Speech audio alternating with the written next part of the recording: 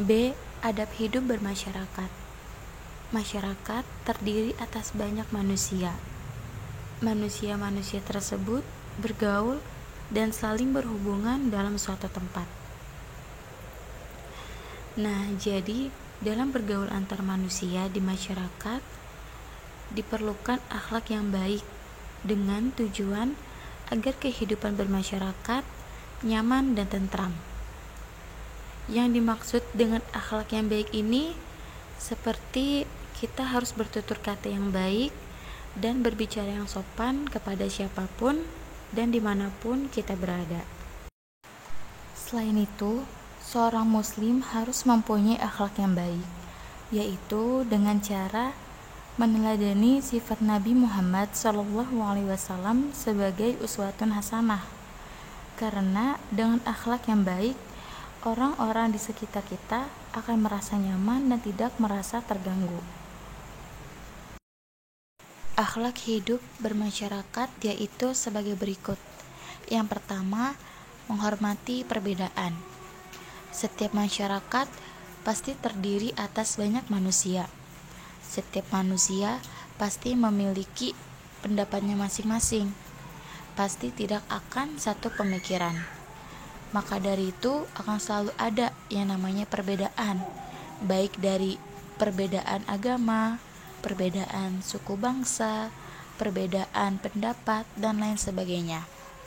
Oleh karena itu, agar orang-orang nyaman dan tentram ketika bersama kita, kita harus menghormati perbedaan tersebut. Yang kedua, bersilaturahmi. Sesama muslim, kita harus bersilaturahmi untuk mengikat tali persaudaraan kita. Contohnya seperti menyapa. Ketika kita bertemu dengan teman kita, tetangga kita, orang tua teman kita harus menyapanya. Jika sesama muslim, kita harus mengucapkan salam. Selain itu, kita juga harus berkunjung ke rumah teman kita untuk saling menanyakan kabar dan bertukar cerita. Yang ketiga, peduli terhadap sesama dan lingkungan.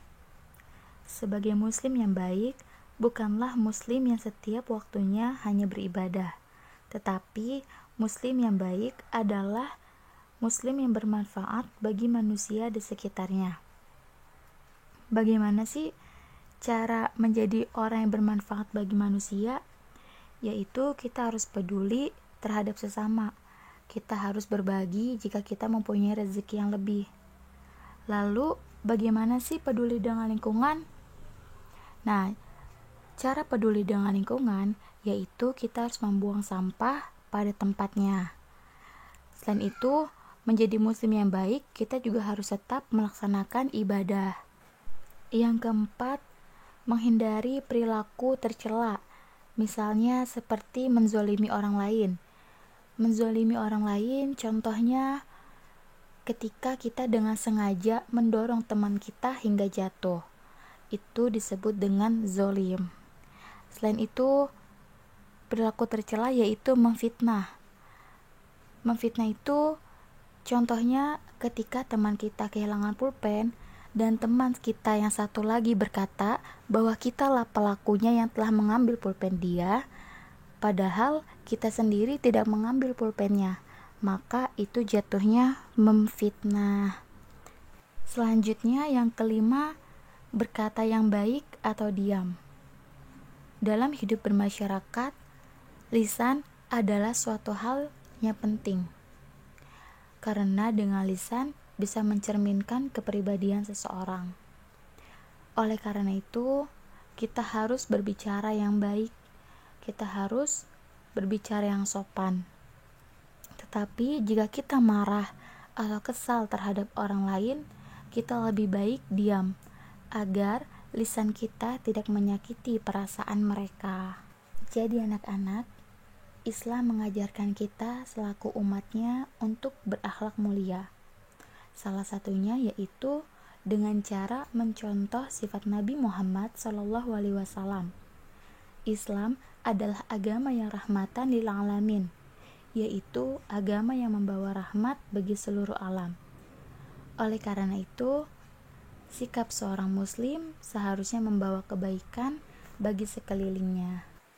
Baik anak-anak, semoga apa yang telah Miss sampaikan pada hari ini bisa kalian pahami dan kalian mengerti, sehingga bisa kalian terapkan dalam kehidupan sehari-hari.